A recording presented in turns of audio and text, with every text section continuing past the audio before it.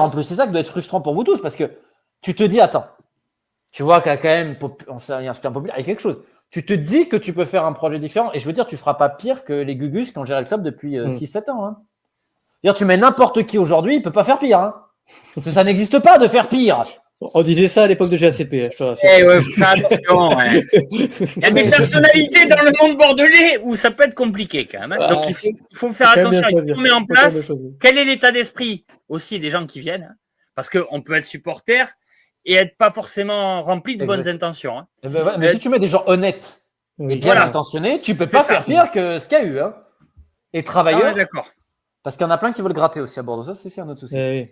Mais quand même, si tu mets des gens bien, tu as tout pour bien faire. Tu mets une part de sociaux, une part d'entrepreneurs locaux, tu essaies de trouver, parce que je pense qu'un problème à Bordeaux, c'est l'ego de beaucoup de personnes. Il y en a qui veulent diriger, moi ci, moi ça, c'est comme dans tous les clubs. Mais réellement, je pense que Bordeaux peut être un exemple les années à venir. Moi, j'espère. Hein. Oh, moi, j'aimerais. Tu vois, Bordeaux, des clubs comme ça, Lyon, parce que je ne sais pas comment ça va se terminer un jour.